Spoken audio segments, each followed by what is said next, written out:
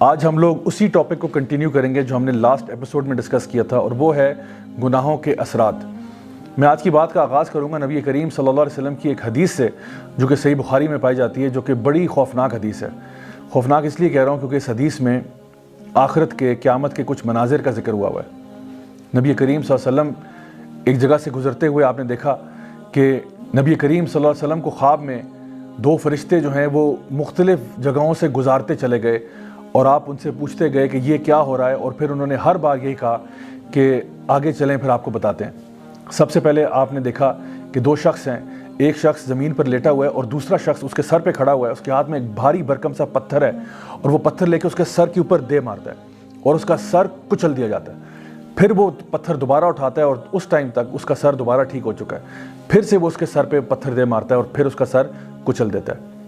آگے جا کے دیکھا تو دو اور شخص نظر آئے، ایک شخص زمین پر لیٹا ہوا ہے اور دوسرا اس کے سر پہ کھڑا ہے، جو کہ ایک لوہے کی ہک کے ساتھ اس کے جبڑے کو یہاں سے چیرتا ہے، پھر اس سائڈ سے چیرتا ہے، پھر اوپر سے چیرتا ہے اور پھر نیچے سے چیر دیتا ہے، اور ہر دفعہ جب اس کے جبڑے کو چیرا جاتا ہے تو وہ دوبارہ سے ٹھیک ہو جاتا ہے، اور یہی پروسیس کنٹینیو ہو رہا ہے۔ آگے گئے تو دیکھا کہ ایک تندور ہے، اس تندور میں سے چیخو پکار کی آوازیں آ رہی ہیں۔ اندر دیکھا تو مرد اور عورتیں وہاں پہ موجود ہیں جو کہ برہنہ حالت میں بغیر لباس کے ہیں، اور وہ اندر پکائے جا رہے ہیں۔ اس کے آگے گئے تو دیکھا ایک تالاب ہے خون کا بھرا ہوا، اور اس تالاب میں ایک شخص تیر رہا ہے، اور جب بھی وہ تالاب کے کنارے تک پہنچتا ہے تو ایک شخص اس تالاب کے کنارے پہ کھڑا ہوا اس کے منہ کے اوپر ایک پتھر دے مارتا ہے، اور اس پتھر کے زور کی وجہ سے وہ دور چلا جاتا ہے۔ پھر وہ پتھر کو اپنے منہ میں دبائے دوبارہ کنارے تک پہنچتا ہے، وہ شخص اس کے منہ سے پتھر نکالتا ہے اور پھر اتنی زور سے اس کے منہ پہ دے مارتا ہے کہ وہ پیچھے جا لگتا ہے، پھر وہ پتھر کو لے کے واپس آتا ہے، اور یہی پروسیس ریپیٹ ہوتا چلا جا رہا ہے۔ آگے آپ جاتے ہیں تو آپ دیکھتے ہیں کہ ایک بہت ہی بھیانک قسم کا ایک شخص ہے جو کہ ایک آگ کے ارد گرد چکر لگا رہا ہے۔ اس سے آگے جاتے ہیں تو دیکھا ایک بڑا ہی خوبصورت باغ ہے،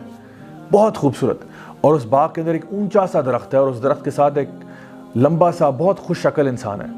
اور اس انسان کے ارد گرد بہت سارے بچے جو ہیں وہ کھیل رہے ہیں اور انجوائے کر رہے ہیں۔ آگے جاتے ہیں تو دیکھتے ہیں کہ کچھ ایسے لوگ ہیں جن کا آدھا جسم جو ہے وہ بہت ہی خوبصورت ہے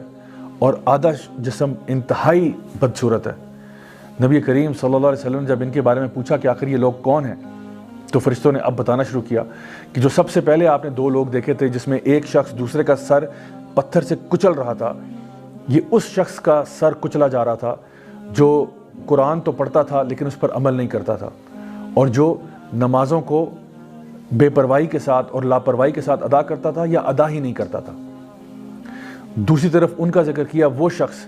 جو دوسرے کے اوپر اس کا جبڑا چیر رہا تھا ہک کے ساتھ، یہ بتایا یہ اس شخص کا منہ چیرا جا رہا ہے جو دنیا میں جھوٹ بولتا تھا، اور اتنا جھوٹ بولتا تھا کہ اس کا جھوٹ پوری دنیا میں پھیل جاتا تھا۔ آج سوشل میڈیا کے ذریعے ہم یہ بات اچھی طرح جانتے ہیں کہ جھوٹ کتنی جلدی سے پوری دنیا میں پھیل سکتا ہے۔ پھر ان کا جب سوال کیا کہ وہ لوگ جو کہ تندور میں تھے، برہنہ حالت میں، یہ لوگ آخر کون تھے، تو بتایا گیا یہ دنیا کے وہ لوگ ہیں جو زنا کیا کرتے تھے، مرد ہوں یا عورتیں ہوں۔ پھر اس شخص کے بارے میں پوچھا جو کہ خون کے تالاب میں تیر رہا تھا اور اس کے منہ کے اوپر بار بار پتھر مارے جا رہے تھے، تو بتایا گیا یہ امت کا وہ شخص ہے جو سود کا کاروبار کرتا تھا، یعنی کہ ربا میں یا انٹرسٹ میں ڈیل کرتا تھا۔ پھر ان کا پوچھا گیا وہ شخص جو کہ ایک بھیانک قسم کا انسان ہے جو کہ آگ کے ارد گرد چکر لگا رہا ہے، تو بتایا گیا کہ یہ جو ہے اصل میں جہنم کا داروغہ ہے، مالک، دا گیٹ کیپر آف ہیل۔ پھر پوچھا ان شخص کا وہ جو بہت خوش شکل تھے، ایک اونچے سے درخت کے ساتھ کھڑے ہوئے تھے اور ان کے ارد گرد بہت سارے بچے بھاگ دوڑ رہے تھے، تو بتایا گیا کہ یہ اصل میں ابراہیم علیہ السلام ہے، اور ان کے ارد گرد وہ سارے بچے ہیں جو کہ بالغ ہونے سے پہلے ہی فوت ہو گئے، یعنی کہ فطرت کے اوپر فوت ہو گئے۔ پھر آگے جا کے وہ لوگ جو کہ آدھے خوبصورت ہیں اور آدھے خوبصورت نہیں ہیں، یہ وہ لوگ ہیں جو دنیا میں اچھے کام بھی کرتے تھے اور اسی کے برابر برے کام بھی کرتے تھے۔ تو پھر ان لوگوں کو کہا جائے گا کہ حوض کوثر میں جا کے ڈوب کے ایک دفعہ آ جائیں، اور پھر جب وہ وہاں سے آئیں گے تو پھر ان کے پورے جسم جو ہے وہ صاف ستھرے ہو چکے ہوں گے اور وہ خوش عقل ہو جائیں گے۔ My dear brothers and sisters, یہ حدیث میں نے آپ کو اس لیے سنائی ہے تاکہ ہمیں سمجھ میں آ جائے کہ جو بھی ہم دنیا میں اعمال کر رہے ہوتے ہیں، ایسا نہیں ہوتا کہ ان کا کوئی حساب کتاب نہیں ہوگا۔ جس قسم کا عمل انسان نے دنیا میں کیا ہوتا ہے، ہو سکتا ہے کہ اس کی سزا اس کو دنیا میں مل جائے، اور ہو سکتا ہے کہ دنیا کے علاوہ آخرت میں بھی مل جائے۔ تو اس لیے گناہوں سے بچنا ہی ضروری ہے۔ اللہ سبحانہ تعالیٰ فرماتے ہیں قرآن مجید میں سورہ طلاق سورہ نمبر 65 آیت نمبر 2 اور 3 میں وَمَن يَتَّقِ اللَّهَ يَجْعَل لَّهُ مَخْرَجًا وَيَرْزُقْهُ مِنْ حَيْثُ لَا يَحْتَسِبُ وَمَن يَتَوَكَّلْ عَلَى اللَّهِ فَهُوَ حَسْبُهُ کہ جو شخص بھی اللہ کا تقوی اختیار کرے گا، یعنی گناہوں کو چھوڑ دے گا، اللہ تعالیٰ اس کو ہر مشکل سے باہر نکالے گا اور پھر اس کو رزق عطا فرمائے گا وہاں سے جہاں سے اس نے سوچا بھی نہیں ہوگا۔ اور جو لوگ اللہ پر توکل کرتے ہیں اللہ ان کے لیے کافی ہو جاتا ہے۔ اگر ہم چاہتے ہیں کہ اللہ تعالیٰ ہمیں ہماری مشکلوں کو دور کر دے ہم سے، تو اس کے لیے ہمیں گناہوں کو چھوڑنا ہوگا اور تقوی کی زندگی کو اختیار کرنا ہوگا۔ My dear brothers and sisters, اکثر لوگ جب گناہوں کو چھوڑنے کی بات آتی ہے تو وہ کہتے ہیں نہیں جی ہمارے گناہ تو چل رہے ہیں لیکن ساتھ ساتھ ہم نیکیاں بھی بہت کرتے ہیں۔ تو اس کی مثال ایسے ہی ہے کہ انسان کمرے میں اے سی لگا دے اور ساری کھڑکیاں کھول دے، تو ایک طرف تو آپ نے استغفار کی ہوئی ہے لیکن آپ گناہ چھوڑنے کے موڈ میں ہی نہیں ہیں۔ ایک انسان ہر سال حج بھی کرتا ہے، عمرہ کرتا ہے، صدقہ بھی کرتا ہے، لیکن حرام بزنس بند نہیں کر رہا، حرام کاروبار ختم نہیں کر رہا، حرام کام ختم نہیں کر رہا، تو آخر پھر اس بندے کی بخشش اور مغفرت کیسے ہوگی؟ اصل کام یہ ہے کہ سب سے پہلے گناہوں کو چھوڑیں، اس کے بعد جتنے نیک اعمال کرنا چاہتے ہیں آپ ضرور کریں، لیکن گناہوں کو چھوڑنا بہت ضروری ہے۔ یہ جو پروسیس میں نے آپ کو بتایا کہ جو ڈیفیکلٹیز ہماری لائف میں آتی ہیں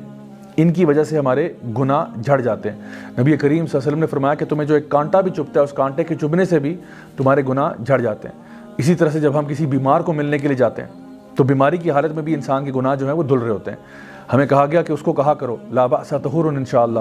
کہ فکر نہ کرو انشاءاللہ یہ تمہارے طہارت کا ذریعہ بنے گی، تمہارے پیوریفیکیشن کا ذریعہ بنے گی۔ اللہ سبحانہ تعالیٰ فرماتے ہیں قرآن مجید میں قل یا عبادی الذین اسرفوا علی انفسہم لا تقنطوا من رحمت اللہ ان اللہ یغفر الذنوب جميعا، کہ اے میرے بندو جنہوں نے اپنی ذات کے ساتھ ظلم کیا ہوا ہے گناہ کر کر کے، اللہ تعالیٰ کی مغفرت سے مایوس نہیں ہونا۔ کیوں مایوس نہیں ہونا؟ ان اللہ یغفر الذنوب جميعا، یقیناً اللہ تعالیٰ تمہارے تمام گناہوں کو معاف کر سکتا ہے، تمام گناہ۔